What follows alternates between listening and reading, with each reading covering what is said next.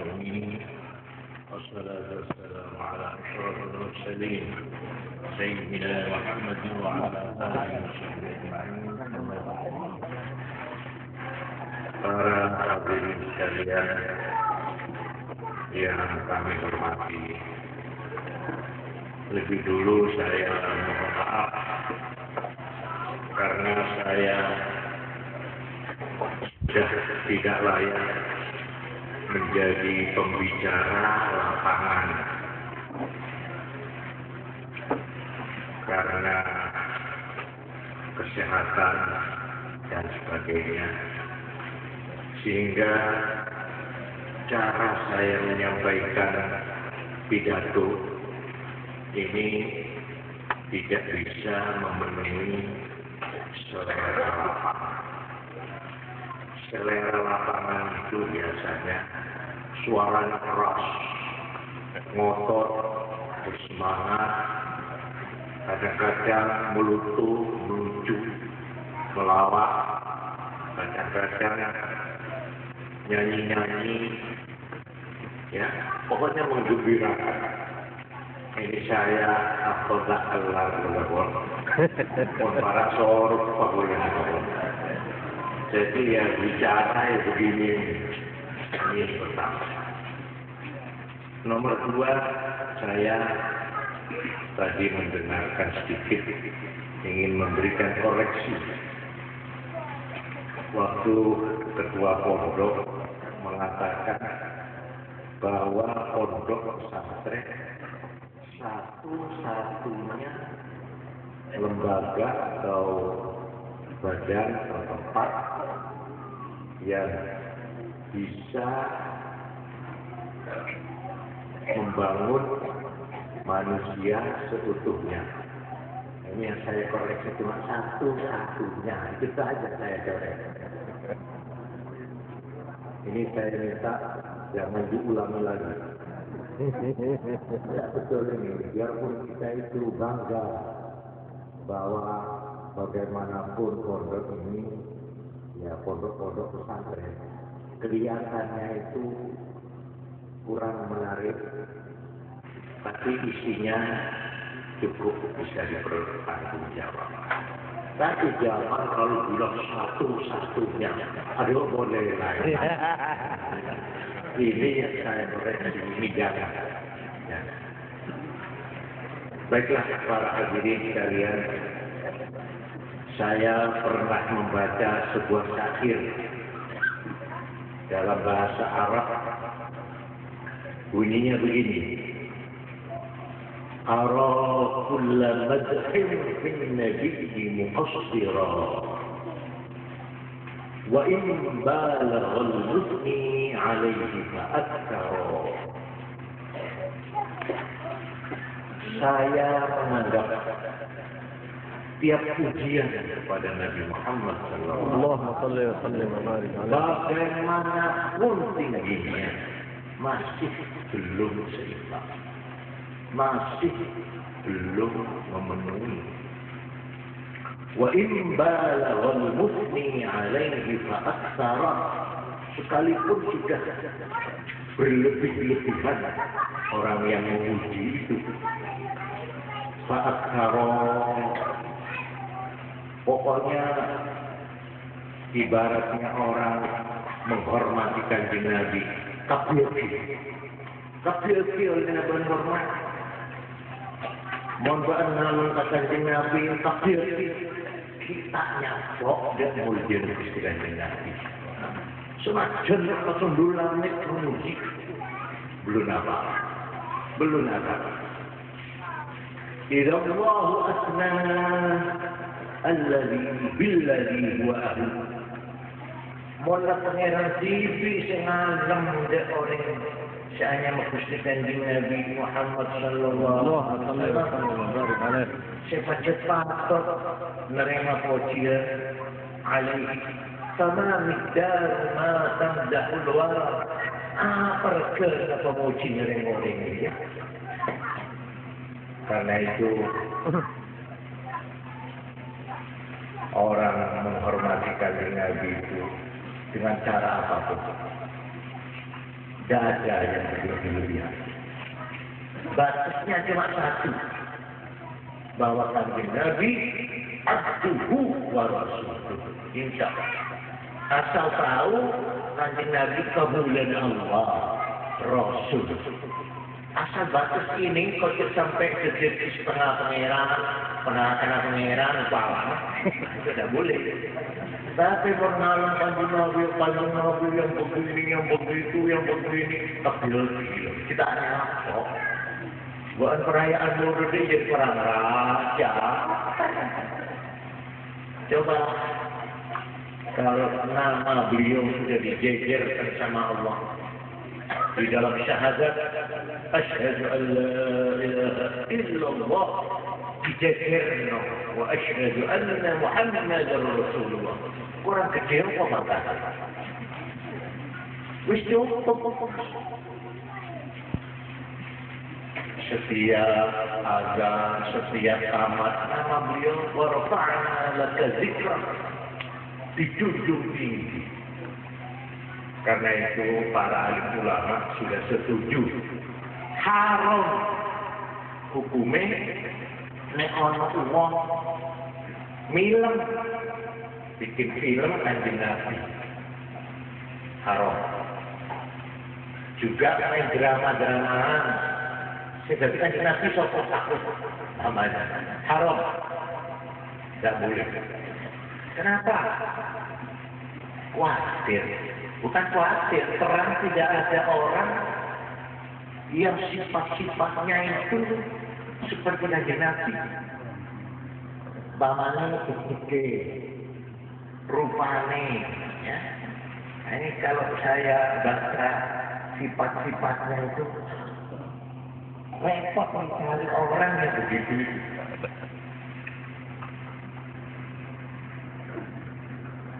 Sehingga karena dikhawatirkan tidak memenuhi atau mengurangi derajatnya, maka tidak boleh ditirukan lagi. Karena itu film-film barat yang meriwayatkan sejarah Nabi itu kalau sudah Nabi tidak kelihatan, paling kelihatan orangnya apa, wajahnya, rupanya. Ya ini saya tidak bicara ada Nabi yang dimainkan seperti Yesus Kristus, Nabi Isa. Ada lagi David, Nabi Daud itu dimainkan, itu terserah. Tapi kalau kanjeng Nabi kita Muhammad Sallallahu Alaihi Wasallam haram difilmkan, tidak boleh difilmkan, didramakan, pojok tulisan-tulisan masuk santri ini harus modern, judul langit, tidak boleh.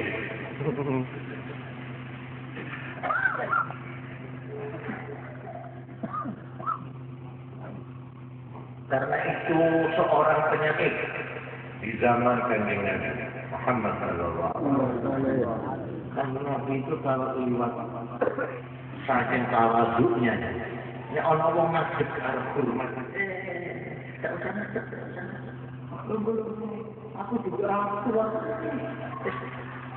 Saking tawaduknya. Tapi ada yang pekor.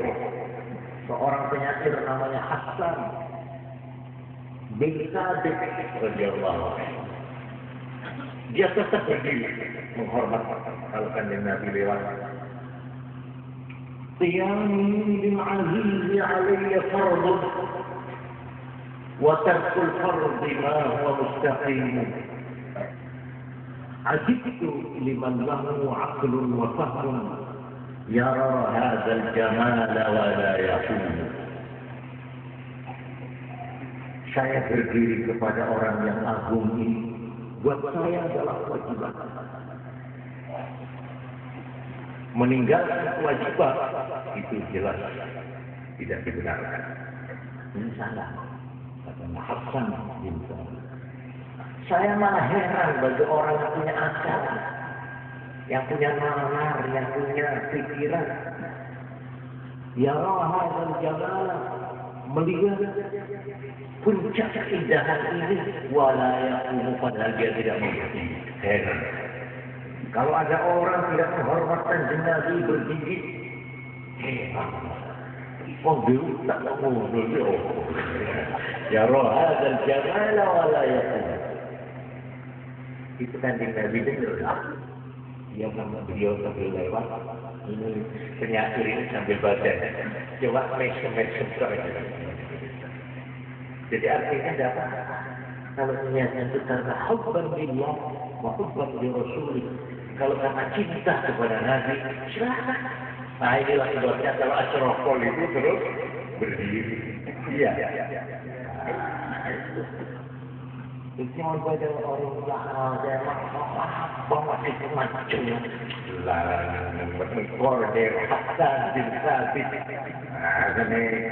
ini seorang sahabat Nabi seorang penyair seorang pujangga yang tidak bisa menipu dirinya bagaimana melihat keindahan ini orang tidak terpesona tidak ingin menghormat diri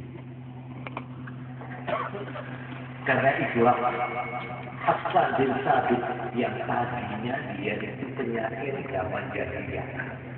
Di zaman jahiliyah sebelum masuk Islam, dia itu milok-milok kanjeng Nabi. Kalau milok-milok itu tekan. Baru guru Islam, dia melem kanjeng Nabi. Nah ini terus ada yang kritik, lihat besar. Kamu bagaimana? Dulu kamu menghina Muhammad, sekarang kamu memuja Muhammad. Apa jawabannya? Walain madahtu Muhammadan biqasidatihi falaqad madahtu qasidati li Muhammad. ولئن مدحت محمدا او saya memuji Muhammad biqasidati dengan qasidatku falaqad madahtu qasidati maka berarti saya telah memuji qasidatku bi Muhammadin karena Muhammad sallallahu alaihi wasallam. Kamu jangan dan keliru. Saya memuji kanjeng Nabi itu tidak berarti kanjeng Nabi lalu mulia. Kanjeng Nabi tidak usah dipuji sudah mulia. Kalau saya sudah mulia. Malah karena saya dengan syair saya, dengan qasidah saya memuji Muhammad, maka syair saya menjadi mulia. Saya mengerti lain di saya sampeyan ini mulai sepuh bapak yang mulia paduka kan ya wah betul bapak mulia begini polan ini bapak yang mulia pada saya begini atau orang yang dimasukkan surat kabar harus menyebutkan tangnya masuk surat kabar ini terbalik kalau kanjeng Nabi. Siapa yang memuji kanjeng Nabi, dia menjadi mulia karena memuji. Bukan Nabi yang mulia. Kanjeng Nabi tak apa puji kesampean, puji. Gusti Allah lah muji diri, cukup. Sampai mengadakan peringatan maulud, tak kardul. Sampean diam-diam saben waktu. At-tahiyyat sama syahadat. Allahumma shalli ala sayyidina Muhammad. Peringatan terus menerus gitu. Peringatan maulud tiap-tiap tiap sembahyang. Azan juga, tamat. Bunyinya. Nah ini. Jadi saya sangat menganjurkan. Sebab kalau mengadakan maulid itu yang perlu bukan kanjeng Nabi Muhammad yang perlu kita hormati. Tapi kita yang perlu menghormati.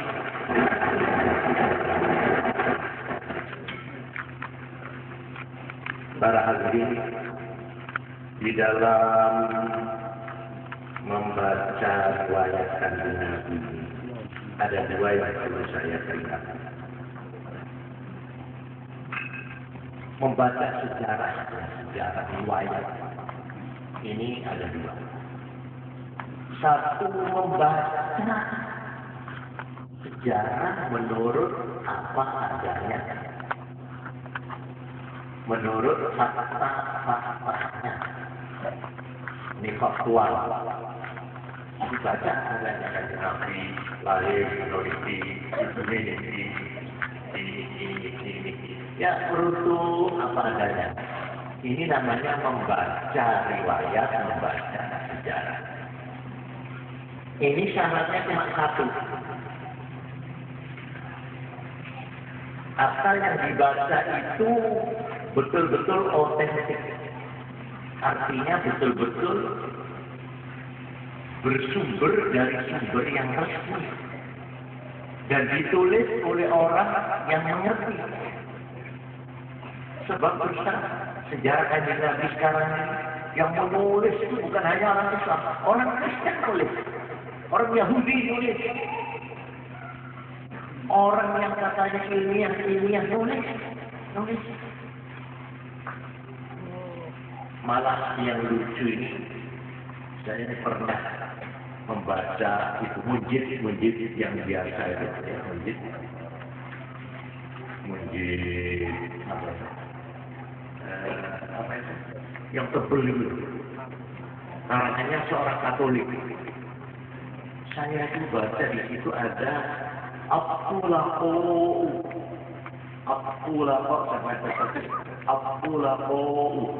itu sebenarnya waktu Kanjeng Nabi masuk ke Mekah, itu orang-orang Mekah itu kumpul semua ketakutan karena dulunya mereka itu menyiksa Kanjeng Nabi, berbuat tidak senonoh, tidak pantas dengan. Sekarang Nabi datang menang, jadi orang-orang takut. Nah itu terus Kanjeng Nabi pidato, pada kafir penduduk Mekah, kira-kira apa yang akan saya lakukan menurut kalian? Semua sampai ke orang baik, anaknya orang baik, tentu kebijaksanaan yang baik. Walhasil Arab-Arab takut ya, takut harus bila itu secara perlu itu. Tidaklah Kanjeng Nabi malah mengumumkan amnesti umum. Antumul khulafa, kamu semua bebas dari tuntutan. Antumul khulafa, kamu penduduk Mekah bebas. Ini amnesti umum. Loh, di dalam hadis itu as-khulafa itu diberi arti orang-orang yang dipaksa masuk Islam dengan kekerasan. Innalillahi. Saya kritik dari mana dia? Perang ini sudah tidak netral. Perang di sini ini sudah bukan ilmiah lagi. Begitu juga. Membaca riwayat Kanjeng Nabi ini ojo syukur-syukur moto. Sumbernya harus jelas. Sebab sumbernya riwayat Kanjeng Nabi itu satu Quran. Begitu penuh Al-Quran itu dengan perjalanan, dengan peristiwa-peristiwa di zaman Nabi, sampai ada yang mengatakan, ini orang Barat yang tidak ngerti, bahwa Quran itu adalah autobiografi Muhammad. Bahwa Quran itu adalah sejarah riwayatnya Kanjeng Nabi. Jadi seolah-olah itu karangan Kanjeng Nabi, menceritakan dirinya seperti orang pembesar atau presiden mana itu lalu bikin riwayat sejarah sendiri pengalamannya. Sebab Quran memang selama masih ada Quran di bumi ini, maka sejarah riwayat perjuangan Nabi tetap ada, tetap terbuka, terbaca. Ini satu. Sumber yang kedua, hadis. Malah diselidiki yang paling banyak itu hadis yang diriwayatkan oleh sahabat-sahabat Ansor, sahabat-sahabat di Madinah. Sebab ini yang paling mengetahui sejarah Nabi yang hijrah. Lalu selain itu asal itu penyaksian ucapan dari sahabat-sahabat Nabi. Berdasar inilah maka disusun di dalam Islam sejarah Nabi itu secara komplit. Mulai beberapa pengarang-pengarang yang memang alim mengerti betul tentang Quran, tentang hadis, tentang asar. Antara lain ini yang menjadi sumber dari semua sejarah Nabi. Satu, Ibnu Ishaq. Dua, Ibnu Hisham. Ada lagi namanya yang ketiga Al-Waqidi. Nah ini, kalau sumbernya itu dari sana boleh dipercaya. Boleh dipercaya. Juga hadis-hadis seperti hadis Bukhari itu ada riwayat ini. Dicantumkan satu bab Al-Maghazi wa Siyar. Ada. Jadi untuk mengetahui sejarah Nabi yang otentik, yang sah, yang resmi, dan sembarangan, udah ngerti. Karena itu, kenapa? Karena terus terang sejarah itu bisa tidak bersifat fakta apa adanya al-waqa'i' al-bayyinah, bukan fakta tapi opini, pendapat yang cinta, pendapat yang nulis. Nah ini sebetulnya membaca sejarah itu harus sumbernya benar. Ini terutama santri-santri, ya, terutama mereka yang cuma membaca bahasa Indonesia harus teliti dulu pengambilannya dari mana ini. Sebab saya khawatir memakai buku-buku barat, pakai buku-buku sumber-sumber yang tidak otentik menurut kita. Ini satu. Nomor dua, membaca sejarah. Yang kedua, yaitu membaca dalam arti memahami sejarah. Memahami. Jadi dengan kata-kata sekarang, persepsi. Bagaimana pemahaman kita mengenai kanjeng Nabi, perjalanannya begini. Lalu kita bagaimana? Kesimpulannya. Nah ini, untuk mengambil kesimpulan dari kita sendiri yang baca atau yang mendengarkan. Ini namanya opini, pendapat. Ini lain. Jadi sejarah itu ada dua. Sejarah apa? Sejarah dalam arti fakta, sejarah dalam arti opini. Ini harus dibedakan. Harus. Umpamanya banyak orang Barat menulis tentang kehidupan rumah tangga nantinya. Bagaimana istrinya Nabi itu begitu banyak. Alhasil digambarkan kanjeng Nabi itu syahwat raja. Coba, masa ilok ya. Itu orang yang tidak ngerti. Kok ide? Oke, Islam biasa pada anak. Bagaimana bisa sektor, sebab sampai ini. Kesongan. Ini macam tidak ingat. Tapi kalau betul Nabi itu orang salah, orang yang suka perempuan, terang mulai zaman Quraisy, mulai zaman musuh-musuh di zaman hidupnya kanjeng Nabi, meski ini dijadikan alat pemukul untuk menyerang kanjeng Nabi, tapi tidak pernah. Kenapa? Karena Nabi itu bukan orang yang kawin karena sahabatnya besar, tapi dan juga beliau itu bukan orang yang ngubar bawa nafsu. Kawin yang kanjeng Nabi, tiap kawin itu ada motivasinya, ada motif, ada sebab, ada tujuannya, ada sasarannya, ada hikmahnya. Salah satu bukti saja untuk menghilangkan tuduhan lah ya kanjeng Nabi itu seneng ngomong itu, doyan ngomong itu. Umur ini penting, umur sekali. Lah kok gelem rondok, pintar. Pintar ibu Khadijah suaminya 3 kali mati, cerai apa. Tapi umurnya 40 itu pun. Bayangkan, apa kurang rahmat itu? Malah, ini bukti yang kedua bahwa Kanjeng Nabi itu pernah sesudah wafat orang Quraisy, orang pembesar pemerintah tambah dilarang, pengikutnya tambah lagi. Tambah kita fitnah, orang ingin tahu ya apa sih rupanya wong si fitnah. Dan di Muhammad sekalipun nadanya itu jelek, yang namanya Muhammad itu koyo opo. Mana ingin tahu orang. Setelah tahu, udah cocok kalau omongan wong di pasar. Juga karena Muhammad itu tukang sihir, tukang tenung, tukang tipu.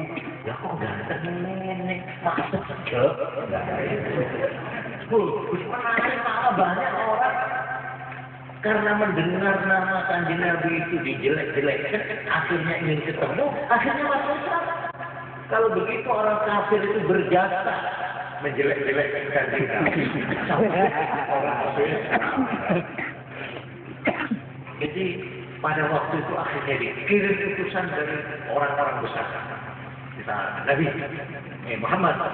Jadi saya meniru kalau memang kamu ini apa sih tujuanmu bikin heboh, bikin huru hara ini orang itu tapi mana ada bener maksudnya apa terosofi ya?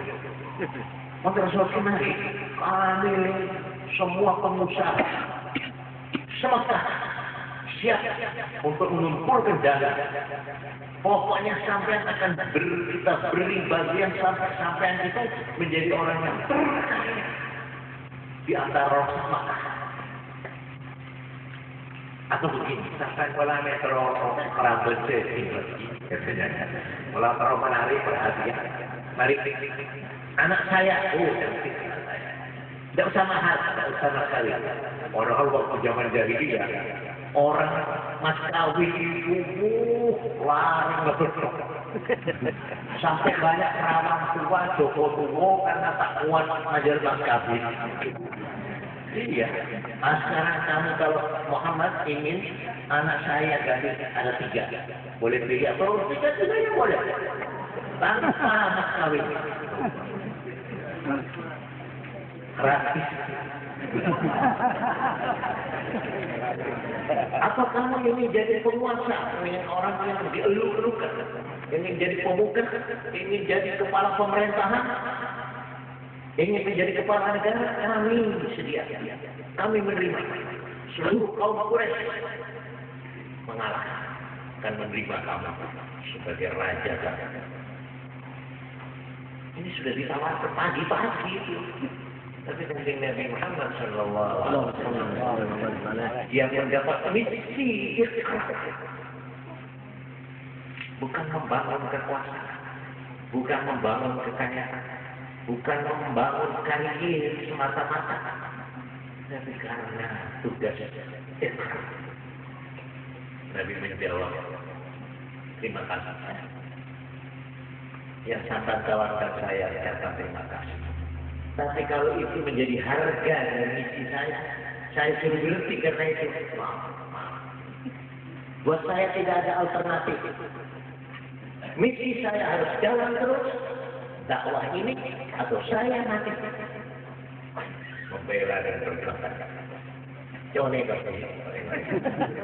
dan saya sampai kalau jadi kepala daerah, apa kepala negara, apa wali kota, apa jadi kepala kepala.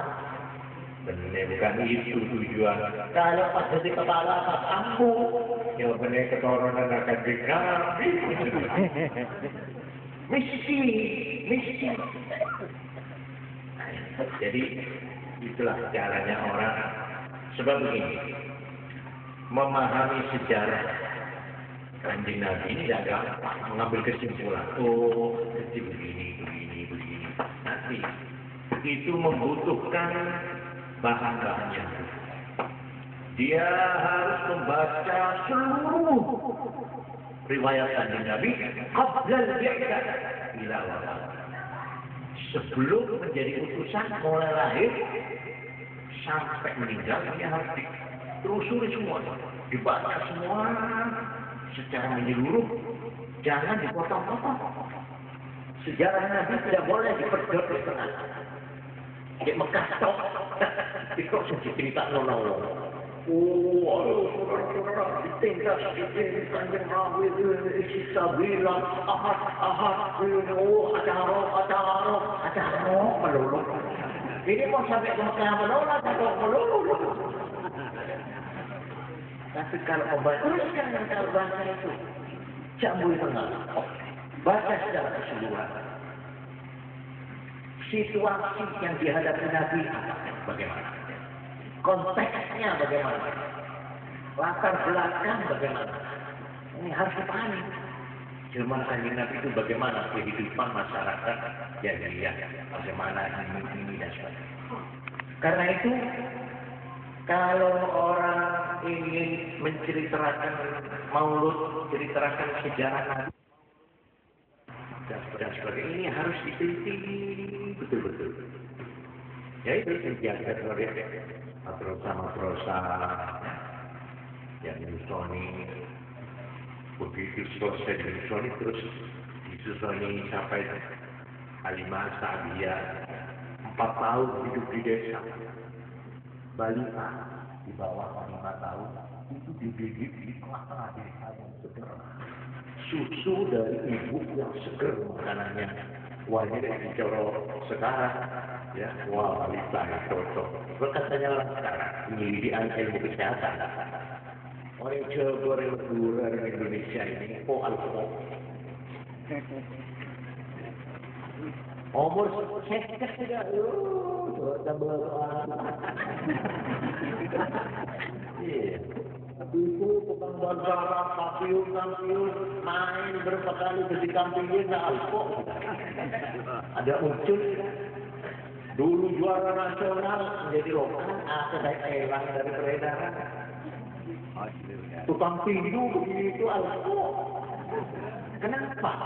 Itu menurut penelitian ilmiah yang kita pakai, itu kesalahannya cuma pada waktu umur 1 tahun, 2 tahun, 3 tahun, 4 tahun, 5 tahun.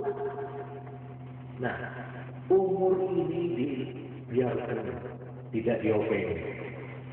Kalau orang itu yang sehat, ya mulai di balita di bawah 5 tahun harus betul-betul dibimbing kesehatannya, semuanya itu dipenting.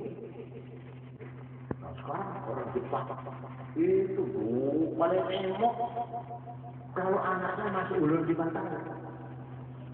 Sampai kalau makan itu cukup itu. Anak satu itu cuma setengah sekali. Iya, nasi terboleh. Nah kalau sini kan terboleh. Nah, saya kemudian terboleh dong. Jadi yang mengandung bibit lo ini kalau dilihat dari sini, Kanjeng Nabi Muhammad Sallallahu Alaihi Wasallam kecilnya adalah bayi yang 4 tahun di bawah Halimah As-Sa'diyah, hidup di pegunungan yang segar di dekat Taif dan mendapat susu dari orang yang sehat. Memang terlatih dengan baik. Malahan beliau lah juga hidupnya waktu kecil angon wedus. Itu olahraga yang hebat. Kalau sekarang ada gerak asik jantung sehat apa? Tapi saya tak main sudah kalau saya tolong jantung sehat mati tengah. Wah lari kecil bagus berkuat banget. Saya tak sanggup. Nah ini saya termasuk alkohol ini. Jadi pertama orang kalau ingin meriwayatkan sejarah Nabi dan memahami mempunyai persepsi yang benar, itu satu harus mengenal kepribadian Nabi secara teliti. Harus penting. Nah ini saya ada kitab praktis Saya baru dapat ini sebenarnya sudah 3 tahun 1401 gitu lah. Jadi sudah sekarang 6, jadi 5 tahun. Tarikhul Hawadith wal Ahwal An-Nabawiyah. Ta'lif Muhammad ibn Alawi Al-Maliki Al-Hasan. Ringkas satu panas. Ini diambil dari sumber yang otentik, yang bisa dipertanggungjawabkan. Dan gampang, bacanya itu sistematis. Ini umpamanya siapa nasabnya? Oh, sampai ke Nabi Ibrahim alaihissalam. Jadi kalau lihat persyaratan, pantas kalau Nabi itu pemimpin besar. Nah, keturunannya Nabi apik, keturunannya baik dan sebagainya. Saya ingat surat Al-Balad. La uqsimu bihadzal baladi wa anta hillun bihadzal waladi wa walidin wa ma walad. Laqad khalaqnal insana fi kabad. Itu namanya suratul Balad. Ini kalau bahasa sekarang, suratul Balad, surat lingkungan. Di situ sumpah. Bil Balad, sumpah dengan lingkungan kota Mekah. Tempat di mana Nabi Muhammad SAW dibesarkan. Wa anta hillun bihadzal balad, kamu bertempat di sana. Ini. Wa walidu wa ma walad, demi orang tua yang melahirkan anak. Ilmu pendidikan itu mengatakan orang bagus tak bagus itu faktornya, unsurnya banyak. Unsur keturunan. Ini jangan bagus. Apa embana seperti kanjeng Nabi Muhammad Sallallahu Alaihi Wasallam bin Abdullah bin Abdul Muttalib ini orang juragan, orang yang memang terkenal sampai Nabi Ibrahim lewat Nabi Ismail. Ya, yang nggak pantas itu nandur periksa tumbuh gede. Mak dorong ini mak lain kan dia tak positif ditanya hati. Sering orang atau tidak iri ya. Ini tanda tanya. Apa dia yang betul apa orang tua itu tak betul? Bela lagi berbeda menerangkan bapaknya Nabi siapa saja, ibunya Nabi siapa saja. Kalau digambarkan orang tidak benar itu tidak boleh dipakai. Saya masa sekalian kita kuning itu kita kuno, malah yang bawa itu Habib siapa? Ini Pak Yai, bagaimana ini jangan boleh dibaca di pondok-pondok.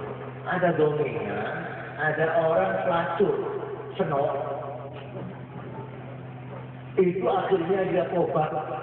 Karena diterima, akhirnya dia punya anak jadi nabi semua. Ya, tidak benar itu. Mana ada nabi anak pelacur? Tidak benar. Karena itu, kanjeng Nabi kita itu, ayahnya Abdullah, masuk muda sudah meninggal.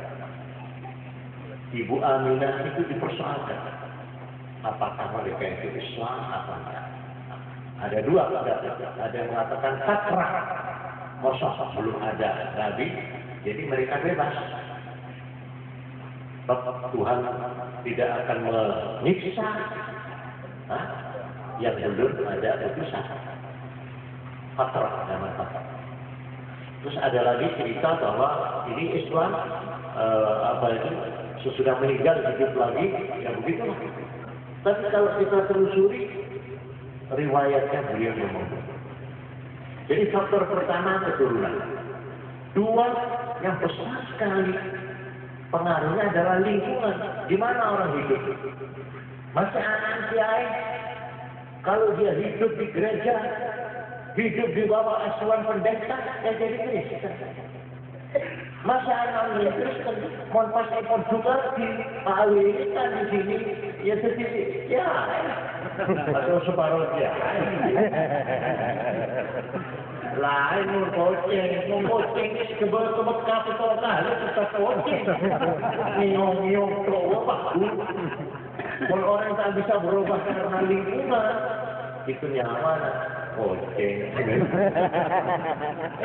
apalagi Islam tetap tak bau Islam apalagi ini tak bau sama sekali tak medun oh ini paper kucing kalau kucing saya rau paper kucing sebut ke Mekah sebut apa betul tapi buat manusia biasa lingkungan itu luar biasa.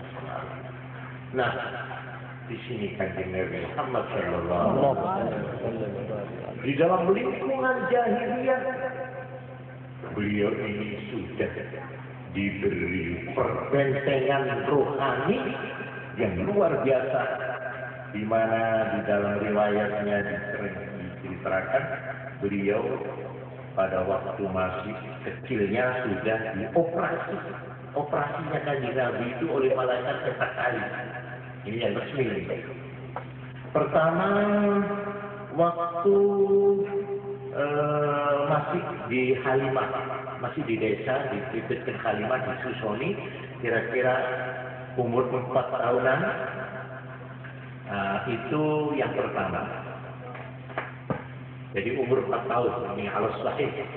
Jadi umur 4 tahun Kanjeng Nabi dikejar, direstui, supaya mempunyai ketahanan mental terhadap pengaruh lingkungan. Ini satu. Yang kedua, pada waktu beliau umur 10 tahun. Jadi umur 10 tahun, ini sudah mendekati puber. Ini anak umur 10 ini paling anak. Malah dia anak di anak, umur 10 tahun, 10 ya jadi, apa aja. Iya kan? Tapi umur 10 tahun, tidak suruh pokok. Kan suruh pokok, nah, karena ini umur yang bahaya nih kalau tidak hati-hati. Justru umur 10 Kanjeng Nabi dioperasi lagi. Yang ketiga, pada waktu kedatangan malaikat Jibril alaihissalam membawa wahyu untuk menerima tugas yang berat. Sebab ada orang itu mentalnya tidak kuat kalau terima pangkat gede. Menerima beban tugas yang berat, ini dia tidak kuat. Banyak orang tak kuat menerima pangkat. Nah, kita akan berdiri kan? Lalu sebenarnya tak kuat melanggar. Berdiri. Pecah sekalian pas Naila. Pas tak lengah memperlihatkan muka. Kalau orang lain mentalnya kuat, Pak Ambu, Pak Ogo, ya, ya ampun, manusia. Tidak jadi manusia. Manusia kalau separuh manusia, tak boleh kalau ketemu ke manusia. Cuma bilang begini, pas sekarang begini. Lain itu. Karena itu pada waktu akan menerima wahyu, beliau berkata, supaya mentalnya kuat. Ini yang ketiga. Yang keempat, Lailatul Isra. Nah itu pada waktu Isra Mi'raj. Sebab ini perjalanan kayak astronot. Nah, astronot mau keluar angkasa. Ini kalau nggak latihannya kuat, ya, wah bisa tak berhenti nanti. Ya. Jadi ini 4 kali. Ini merupakan perbentengan mental. Sampai Kanjeng Nabi itu selama di Mekah nggak kena pengaruh apa, tanda taruh kebiasaan jelek minum apa komer, itu tarik perut, tarik telanjang, jawabannya itu. Malahan ada yang hebat. Orang kalau tawa dengan haji Islam mulai zaman Nabi Ibrahim itu sebelum Kanjeng Nabi jadi ini Islam belum siap. Kalau tawa abungkah ada ini, Ayo mungkin. Apa katakan itu ada selembar dan itu paling saya. Sebab kepada Tuhan itu kalau menyembah harus terbuka apa adanya. Jadi ketemu tak kelar gitu tak kuat. Tanya ketorok. Orang kan masuk pakaian itu masuk menutupi pura-pura kecil telanjang bulat saja. Dan sesini teman apa insya Allah. Allah kan berpikir tapi Kanjeng Nabi kalau ada yang unik sekali Kanjeng Nabi itu yang jelas perayaan kemantan. Kalau kemantan itu resem porno itu Kanjeng Nabi begitu duduk pas ketahuan dulu pas tengah sambil lagi pas jaga pun buyar. Ini caranya Gusti Allah mulai nalika kita kami sekolah Kanjeng Nabi ini tempuh dididik oleh siapa di lokakarya di mana itu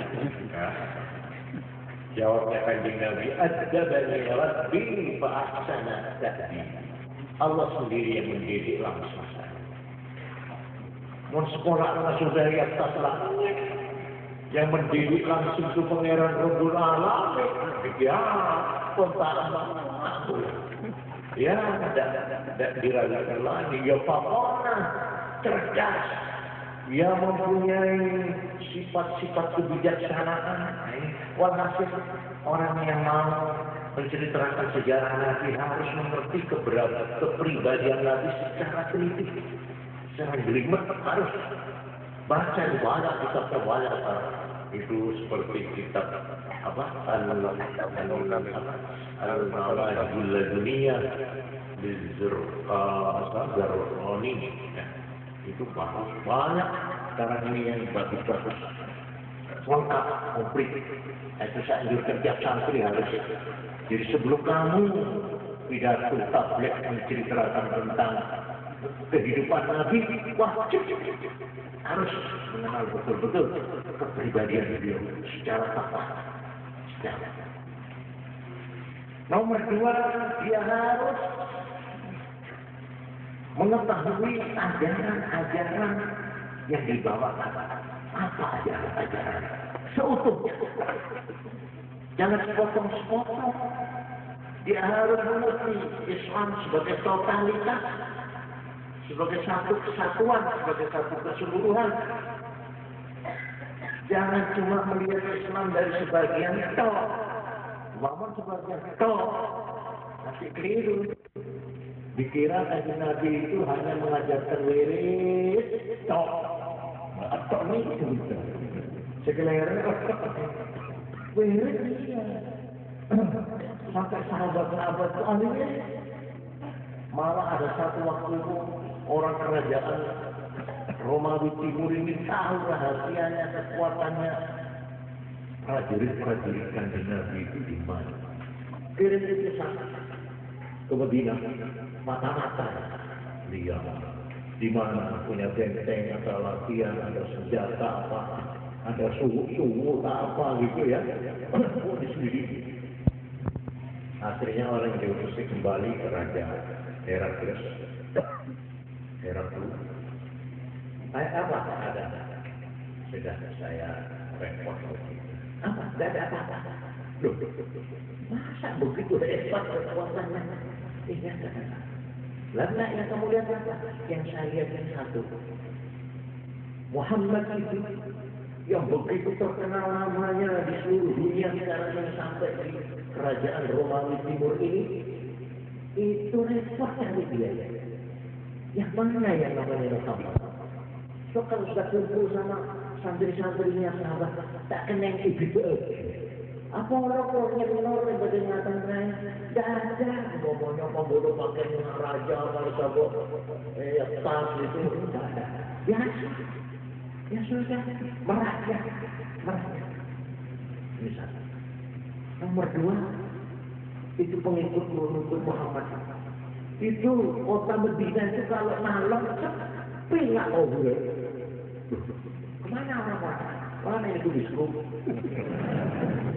Semuanya di masjid. Awalnya mereka itu seperti pendeta. Ini kerajaan Romawi ini Kristen. Kalau malam mereka seperti pendeta di biaranya. Tapi kalau siang mereka menjadi macan di lapangan. Mereka cerita mereka laporannya itu. Mereka kalau malam itu jadi pendeta, tapi kalau siang mereka menjadi macan-macan.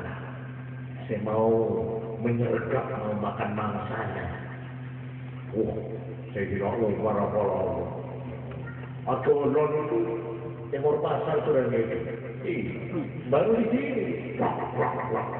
Katanya itu kan dia habis wah kok di sini masih jadi uang ini yang mulu tapi kenapa aku? Gak ada duduk uang tak cuma bilang sorry. Dicetak perempuan aku mana anak-anak kondukan itu kalau model peneliti itu oleh Umar jangan berjin mengenai Umar mata Umar kebol ya kita orang yang jadi keongguan tapi memang saya Umar tapi kalau sudah wirid ya lemes orang itu tadi orang jadi orang kalau melihat apa ajaran Nabi yang dibawa, misinya apa, itu harus dilihat dari A sampai Z, jangan dipotong-potong. Jok ngalah si lemes tok, jok ngalah si keras tok, jok ngalah si ngamuk tok, jok ngalah si menyerang tok. Dan ini foto minggu kaki harus ditelusuri. Ini yang kedua. Yang ketiga, harus mengenal leadership, kepemimpinan beliau. Laqad kana lakum ya fi Rasulillahi uswatun hasanah. Contoh. Yang dicontoh itu apanya? Kalau sampai menyontoh turunannya, tidak bisa turunannya seperti adik Nabi. Yang bisa justru kepemimpinan. Kalau kepribadiannya secara komplit, kepemimpinannya terutama, kebijaksanaannya. Bagaimana menghadapi istri-istri, bagaimana menghadapi anak, bagaimana menghadapi rakyat di pasar, bagaimana menghadapi pembesar-pembesar. Ini kepemimpinan. Bagaimana beliau waktu memimpin di medan perang. Nah ini kalau kita lihat, padahal sangat Kanjeng Nabi itu mulai jadi pemimpin lapangan, mulai hijrah. Coba betul-betul gede. Kanjeng Nabi ini kampung, ibu tabung sehabisnya kan akhirat ini. Nah, sejak pindah ini beliau jadi pemimpin abri, dia jadi pemimpin negara, dia jadi suami yang aktif, yang menjadi rumah tangganya itu baru di Madinah, yang dalam arti apa itu sampai membentuk rumah tangga dan lain-lainnya itu umur berapa? Umur 53. Coba bayangkan. Umur sekitar menyapu sampai ke berapa orang ini kan puan hanya Nabi itu tegak. Umur sekitar boleh hijrah. Mimpin perang naik kuda sendiri itu umur pun para sedih. Mulai mau menggoda orang atau berhenti. Kanjeng Nabi kena melakukan ini. Wah itu wong gak ngerti. Sebab Kanjeng Nabi itu sallallahu alaihi wasallam itu dunia. Awsafuhul khuluqiyah wa quwwatuhul badaniyah. Kekuatan akhlaknya dan kekuatan jasmani. Beliau ini kalau jalan ila masya taqalla ka'annama yanhaqqu fi sabab yamshi biquwwah. Jadi kalau jalan ini atlet bukan nggak boleh pakai jauh malah seperti air yang turun dari ketinggian. Cepat, sudah ada pasangannya. Coba. Jangan dibayangkan kan Nabi itu tanpa dulu.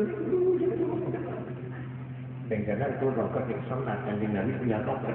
Iya, udah sunat tadi. Tapi benar karena kuasa ekaan. Baik. Sawal bakmi wasad. Perutnya dan dadanya sama. Mereka betul-betul badan atlet. Benyalah mana orang ini? Atlet. Benar tabu. Gua berangkat ke hasil itu. Ada. Jadi dadanya Kanjeng Nabi sama perutnya ini sama rata. Rata. Ini sebagai contoh. Terus ini kan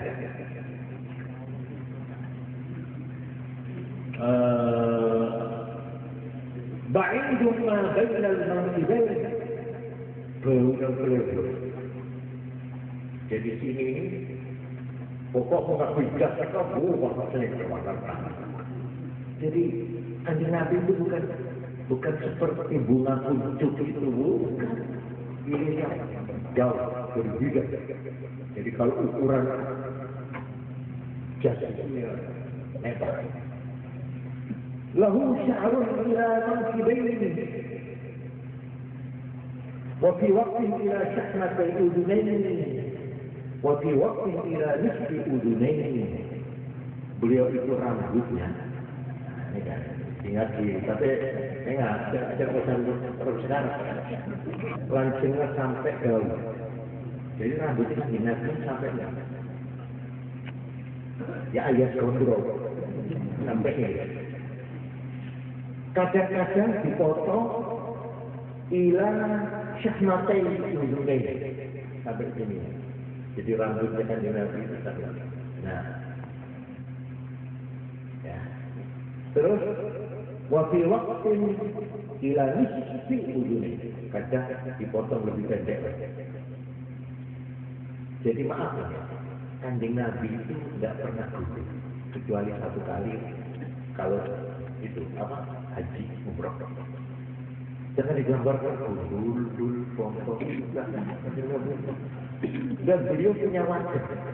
Ya wajah dari kulit dengan online. Yang tidak pisah beliau ini, yaitu dari soroy, gunting, malah ini celah. Wa kana yusjidu sya'al ra'si thumma farraqa. Oh, gunting Nabi itu ini dipiak pas gitu. Jadi ta'awud semawud senekor Islam. Apa yang istilahnya anak muda itu? Ribu. Wow, ribu. Enggak. Kalau Kanjeng Nabi itu tidak berintik, tidak polos, jadi setengah berintiknya ada banyak. Dan ini mesti dipisah di tengah persis, di pihak. Wakana yurajjiluhu selalu disoroi. Kemana-mana Kanjeng Nabi bawa sisir, bawa soroi. Meskipun pada kiai di pesisir dia tidak berai. Itu meniru Kanjeng Nabi. Iya. Wah serah dia tahu. Nabi itu kotor. Jenggotnya itu terkastul lihya. Nah itu selalu dia. Sorry. Tak semrawut, enggak, tak jebak. Kalau nak makan, buka rompar itu. Mau nak asuh ujung tu lah emoh. Kalau mereka menutupi, itu batu tak sama sebenarnya. Rambut ini sembahyang ketutupan rambut tak sama itu, tak sama. Terus coba emoh nak sasker saya takut terlanjur, coba video kan. Jika aku itu terpingin, akhirnya mau punya sahabat. Dan beliau saat malam mesti artinya memelihara kesehatan mata. Nah, ini Ini sebagai contoh. Bagaimana? Malah ini di sini saya baca ada seorang ini secara fisik ada Nabi Rokana ibnu Abdi Yazid Rokana. Ini boleh dicatat, ingat-ingat. Rokana ini pegulat itu sumu, saya tukang okol itu paling nomor stok sementara saya kuat melakukan kabiu namanya Rokana ibnu Abdi Yazid. Satu waktu ketemu kanjeng Nabi ada di lereng bukit di dekat Mekah. Faqala lahu Rasulullah sallallahu alaihi wasallam, ya Rokana, ala tattaqillah wa taqbal ma tad'uhu ilayhi. Mbok ya kok itu takwa orang pangeran. Nerimo apa sih? Saya ajaran saya. Jawabnya Rokana, baik. Kalau memang saya yakin apa yang kamu ajarkan, yang kamu anjurkan itu benar, saya siap. Inni law a'lam anna alladhi taqulu haqq la attabi'anna. Baiklah begini saja. Umpama saya bisa adu kekuatan dan saya bisa menggulingkan kamu yakin bahwa saya ini benar? Iya, kalau memang sampai bisa mengalahkan saya baru bisa percaya. Afara'aita in sara'tuka ta'lamu annama aqulu. Jadi omongan saya, nasihat saya, ajaran saya, ulangan saya itu benar. Saya mau buktikan, saya akan mengalahkan kamu. Mari. Kalau sampean Muhammad bisa mengalahkan saya percaya sampean omongan betul. Mari, dan kalau tidak, ya paksa. Baik. Faqama ilaihi Rokana yusara di ukur, dua ada dori. Udah bukit. Ada begitu. Akhirnya balang bapak jadi Rasulullah. Jangan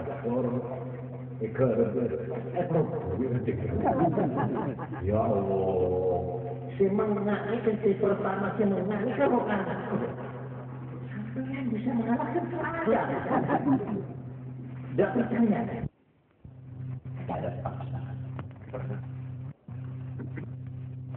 Saya pernah ngomong-ngomong dengan beberapa sarjana yang ngotot supaya Islam berusaha di Indonesia ini untuk berbuat berusaha. Apa maksud saudara berkuasa? Ya, kita harus jadi pemerintah, kita harus memegang kekuasaan politik. Kita harus. Lalu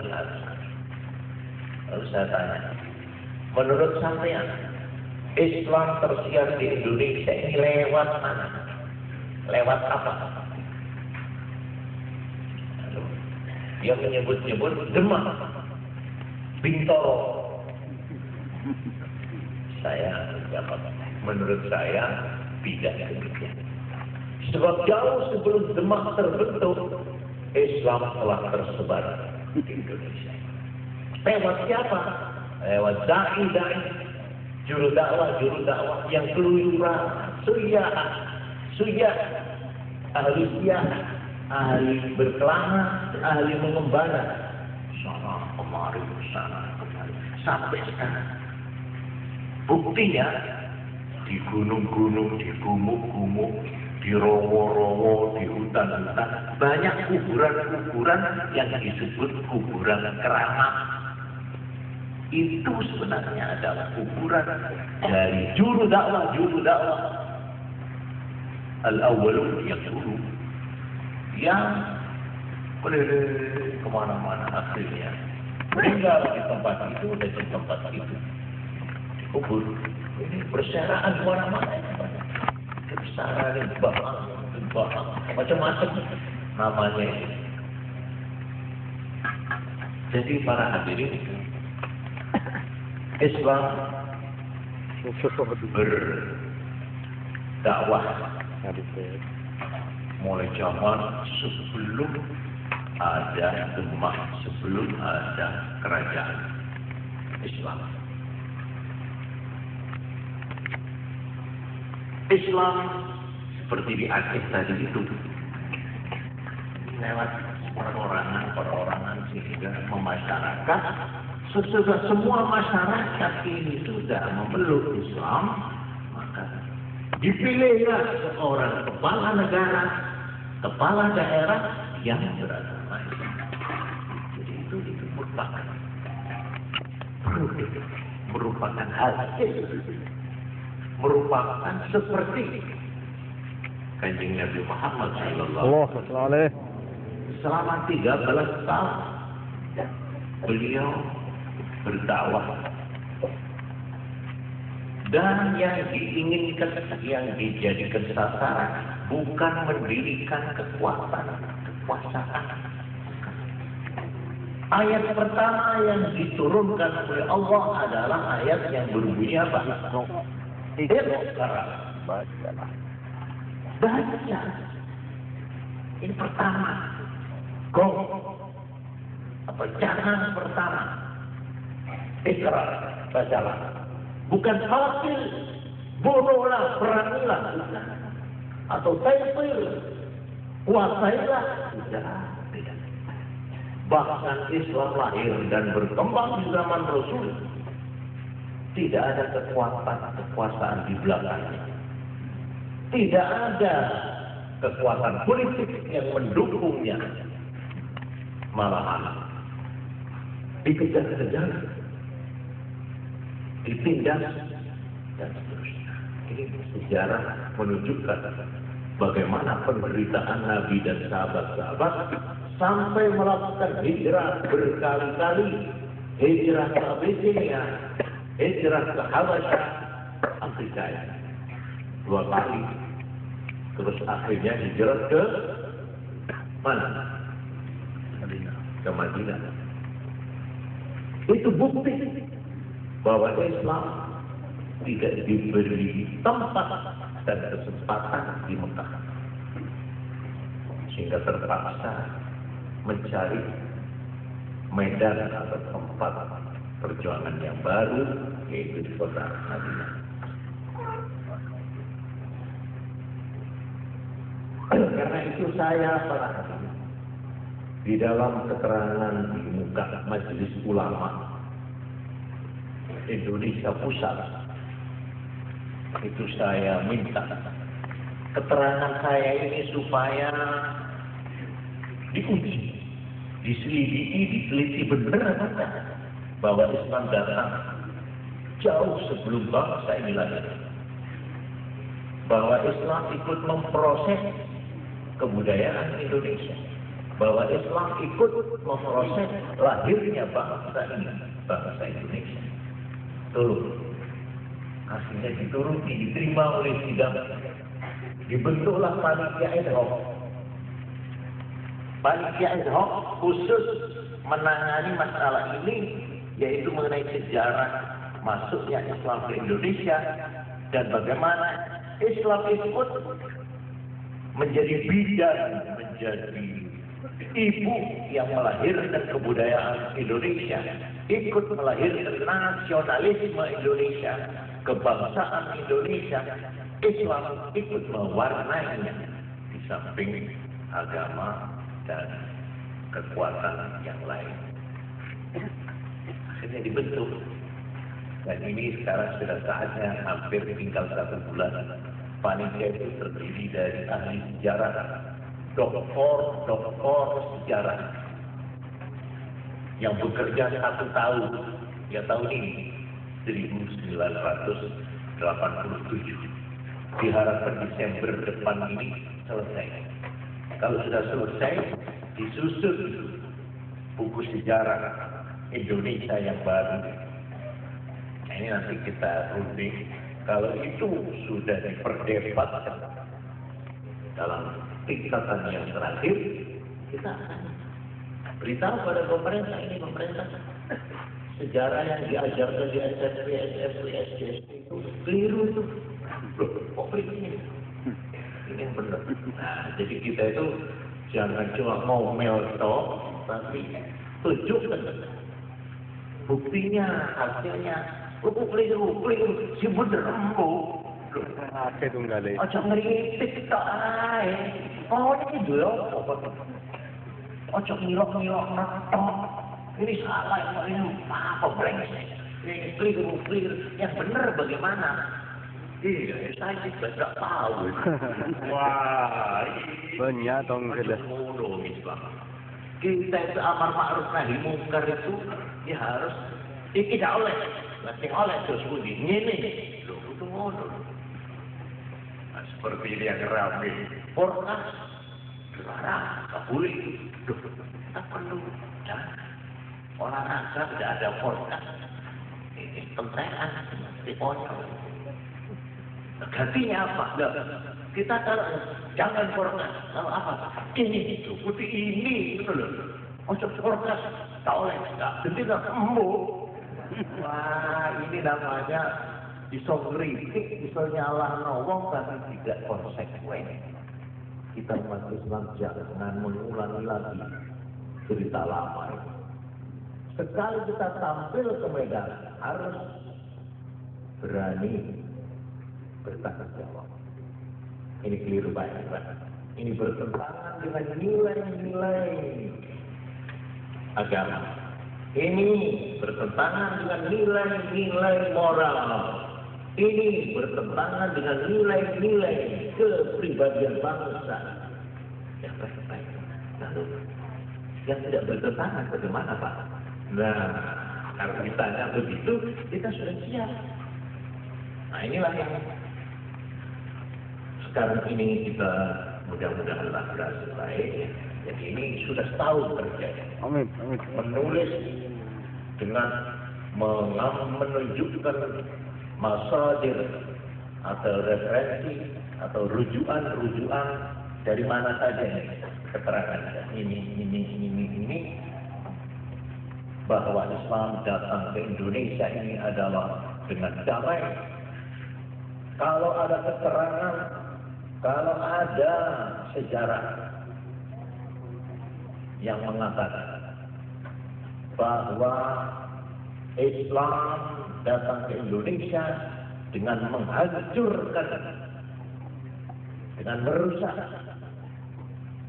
apa yang ada selama ini.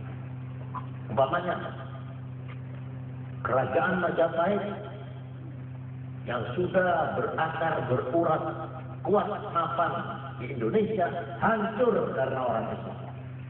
Yang menghancurkan Majapahit adalah anak-anak santrinya Sunan Wali Songo. Wah, ini gimana? Ini adalah cara untuk memalsu sejarah, untuk memutar balik sejarah, untuk menanam permusuhan antara Islam dan Hindu, antara Islam dan Buddha, antara umat Islam dengan umat Indonesia. Tahu bahwa Islam ini bukan termasuk sana. Al-Islam laisa minna wal muslimun laisu minna, bukan. Di sini Indonesia, di sana Islam.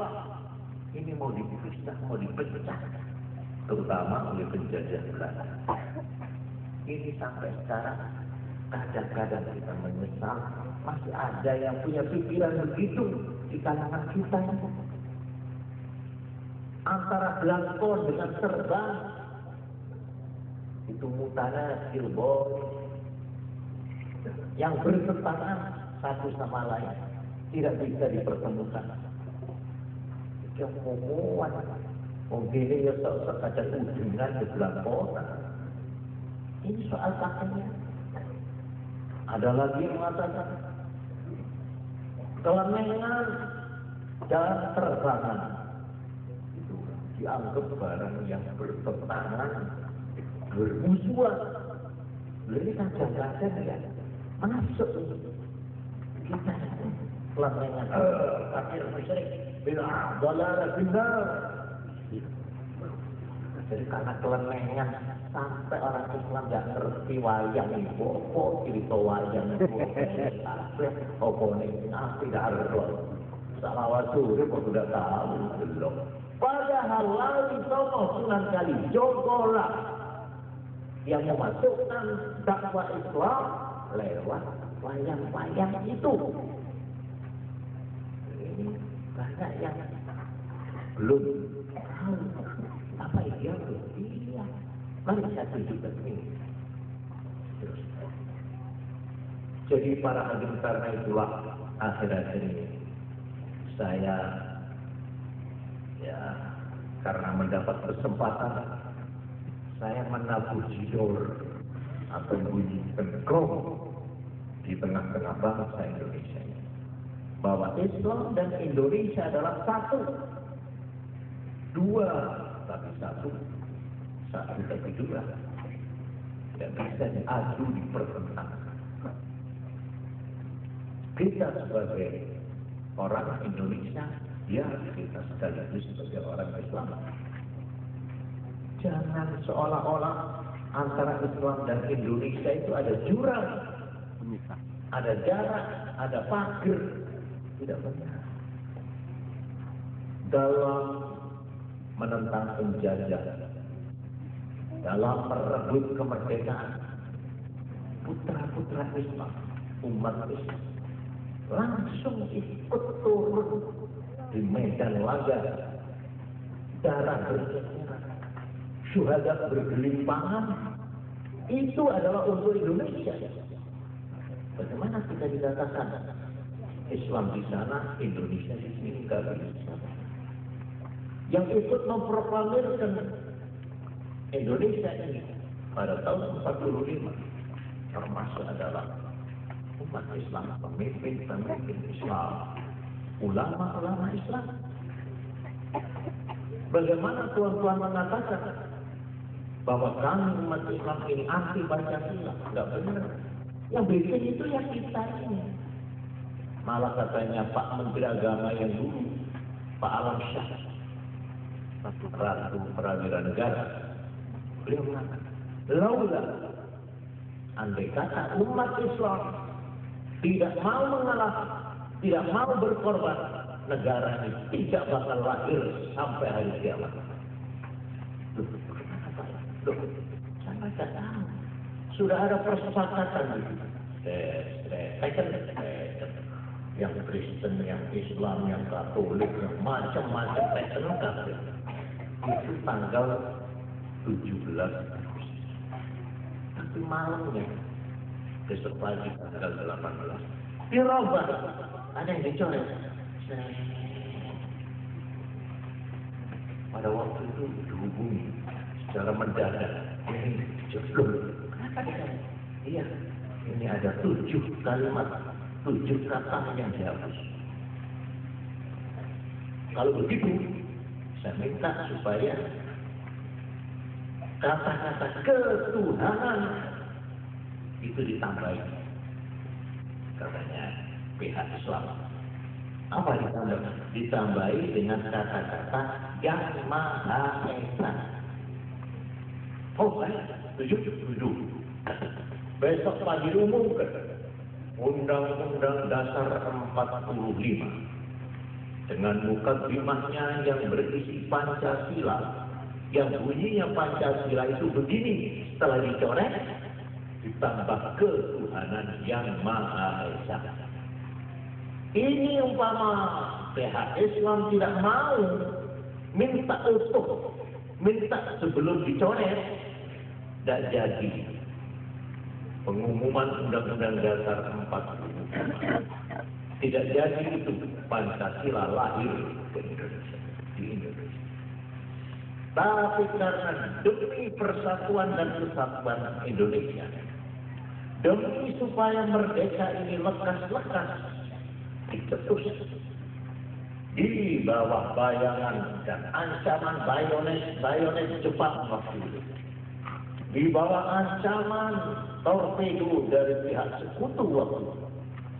Di saat itu kita umat dan bangsa Indonesia bersama-sama umat Islam bertekad untuk memproklamirkan kemerdekaan. Malah dipilih harinya, ini coro kiai, dipilih dino Jumat. Tanggal Ramadan, bulan puasa. Pokoknya coro sekarang itu lahirlah proklamasi ini selamat itu malam Jumat. Tahun yang beda kita pokoknya hidup itu. Dan waktu itu meledaklah revolusi. Dan umat Islam di bawah pimpinan alim ulama pada waktu bulan Oktober tahun 45. Ketika Belanda mau datang lagi, mau merampas lagi, ulama memutuskan wajib fardu ain mempertahankan kemerdekaan. Itulah sebabnya meletus perlawanan arek-arek Surabaya yang akhirnya terkenal dengan nama 10 November disebut Hari Pahlawan. Itu adalah pelaksanaan dari jihad yang diputuskan oleh alim ulama pada tahun itu. Para hadirin, demikianlah komentar atau sambutan dari saya atas dawuh-dawuh dari Kiai Umar, Kiai Khotib Umar, dan saya ikut mengajar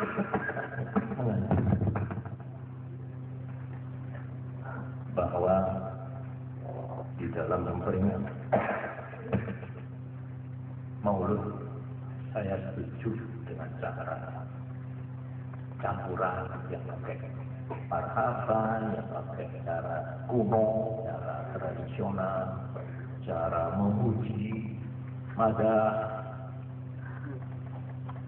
Karena katanya seorang ahli syair, ara kulla madahin fil nabi'i wa in balagha al-mutni 'alayhi fa akthara. Saya anggap kalau ada orang memuji Nabi itu tidak memadai, itu tidak cukup. Alam kanjeng Nabi setinggi langit belum memadai, tidak cukup. Wa in balagha al-mutni 'alayhi fa akthara. Sekalipun berlebih-lebihan cara memuji kepada Nabi belum cukup. Idza Allahu asna billadhi huwa ahlu alaihi fama miqdaru ma tamdahu al-wara. Bagaimana kalau Allah sendiri yang memujikan Nabi begitu tinggi? Lalu apa harganya pujian kita ini manusia? Tuhan sendiri yang memuji, memberi kedudukan dan pujian kepada Nabi begitu tinggi, sampai namanya disejajarkan. La ilaha illallah Muhammadur Rasulullah. Syahadatnya dikaitkan. Asyhadu an la ilaha illallah wa asyhadu anna Muhammadar Rasulullah. Diganti, merupakan satu paket. Tidak cukup iman kalau cuma separuh. Asyhadu an la ilaha illallah, titik. Tidak terus, dia masih belum mukmin. Begitu tinggi kedudukan Nabi, dipuji dan ditempatkan oleh Allah. Karena itu seorang penyair di zaman jahiliyah yang kemudian Islam, beliau tetap menjadi penyair. Beliau ini seorang seniman yang tidak bisa menguasai suara hatinya. Namanya Hasan bin Thabit. Waktu ada Nabi datang, dia pergi.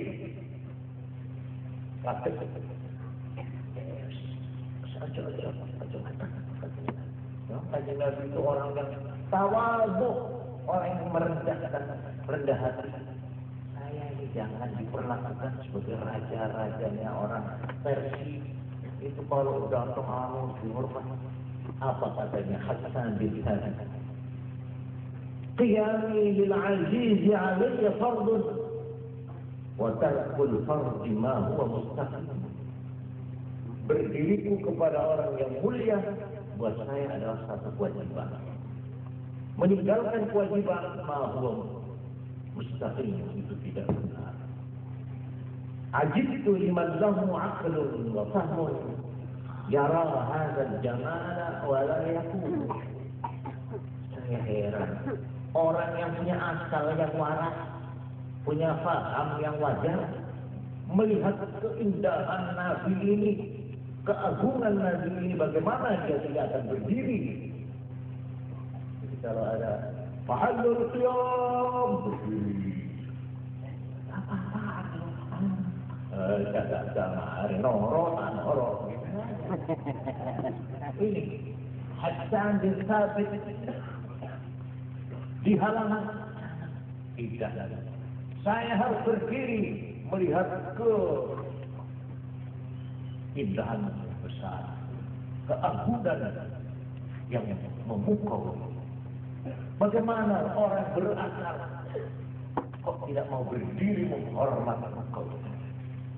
Sedang Nabi Muhammad sallallahu alaihi wasallam pada waktu putrinya Fatimah Az-Zahra datang, berdiri Nabi.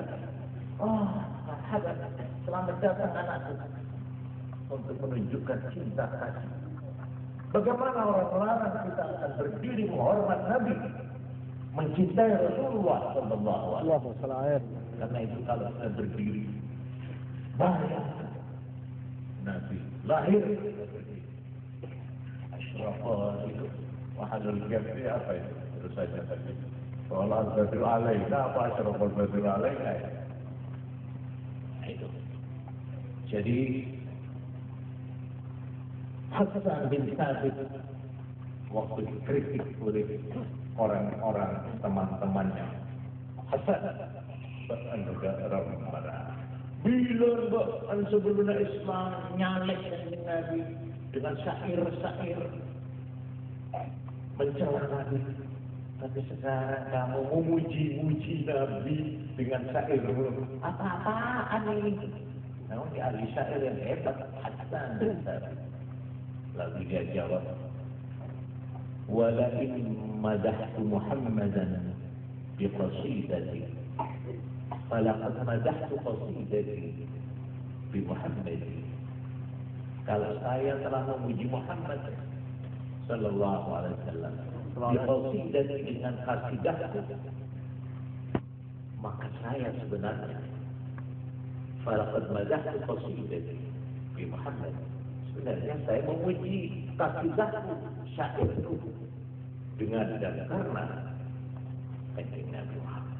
Artinya saya sebenarnya bukan memuji Kanjeng Nabi Muhammad dengan kasidahku, karena Nabi Muhammad biar tidak dipuji sudah mulia. Tapi saya sebenarnya memuji qasidahku, syairku dengan menyebut Nabi Muhammad. Artinya syairku ini menjadi mulia karena memuji Kanjeng Nabi. Bukan Kanjeng Nabi Muhammad mulia karena syairku, bukan terbalik. Nah itu, ini memang satu kata yang memang benar. Nabi Muhammad sallallahu alaihi wasallam kita hormati atau tidak kita hormati, tetap terhormat. Seluruh dunia ini boleh nyepelekkan Kanjeng Nabi, boleh tidak memuji Nabi, tapi Allah sendiri yang memuji di dalam Al-Quran, innaka la'ala khuluqin 'azim dan sebagainya. Jadi para hadirin, kalau kita menghormati Kanjeng Nabi, dengan cara-cara ada pipa, sida, pakai duku, seperti waktu Nabi datang ke Madinah, itu orang Madinah keluar bawa terbang semuanya. Wala'al badru alaina. Itu Kanjeng Nabi berdua dengan sahabat Abu Bakar dan semua, terutama gadis-gadis putri-putri itu bawa terbang sampai Kanjeng Nabi tertegun berhenti terus menoleh pada gadis-gadis ya. Berterabun apa itu apa anakku ini menyanyi-nyanyi, apa kamu cinta dan senang kepada saya? Iya, kalau kamu cinta kepada saya, wallahi demi Allah saya pun cinta kepada kamu. Nangis kok. Nah, ya Allah, kita terbelenggan ya. Kalau memang betul-betul motifnya kita cinta, terima kasih kepada Nabi, bukan karena Nabi kurang mulia, kurang terhormat kita, biar saudara tidak berdiri, biar saudara tidak memuji, Nabi sudah terhormat. Malahan terbalik, kalau saudara memuji Nabi, saudara menjadi mulia karena memuji Nabi, bukan karena Nabi mulia karena sambil. Nah, itulah sikap para umat Islam, terutama santri-santri mulai dulu. Malahan ini saya sampai terharu di Brunei Darussalam, ini negeri yang paling kaya itu Masya Allah, berjanji tiba sudah memasyarakat, sudah membudaya di sana sampai rajanya itu Bolkiah kalau keluar negeri tetap disambut dengan berjanji. Iya, berjanji di sana beneran di sana di Brunei itu disebut Nurul Iman namanya istana. Tiap malam Jumat berjanji di sana. Yang lucu ini Menteri Agama Pak Munawir Ghazali waktu datang ke sana dihormat oleh menterinya tanah negeri yang namanya Hal-Ehwal Ugama. Ya, mana Ugama? Itu hormat. Mau dikasih makan malam, sini ada siang, celana, apa, secara internasional, pas bersosoran dari sana, berkat yang diharong begitu. Aku diharong dan tidak usah pakai batu, pakai sandal. Menteri Agama terus sandal ini sandal ketika rogen tanpa kedutaan besar di sana. Suruh beli sandal ke pasar, mana persandalan, bertarung, asal terbanan, sopan, terbuka. Jadi ini satu hotel yang paling mewah, paling luxus. Karena cara kok, mana hotel yang mewah. Satu bungkus, satu bung meja, satu bung nafas. Cuma yang dari kata karena ada bermasa Menteri Agama kata saya terbatas. Nah, ini benar Menteri Agama terbatas di rumah apa saja.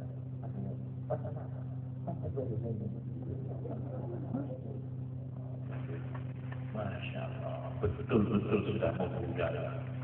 Jadi apa Sunnatul Rasul ini mudah-mudahan berkembang dengan cara yang damai.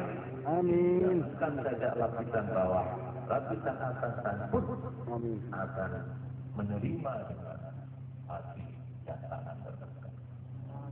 Dan saja marilah kita dengan doa bersama kita Allah alaihi. أعوذ بالله من الشيطان الرجيم بسم الله الرحمن الرحيم الحمد لله رب العالمين الرحمن الرحيم مالك يوم الدين إياك نعبد وإياك نستعين اهدنا الصراط المستقيم غير المغضوب عليهم ولا الضالين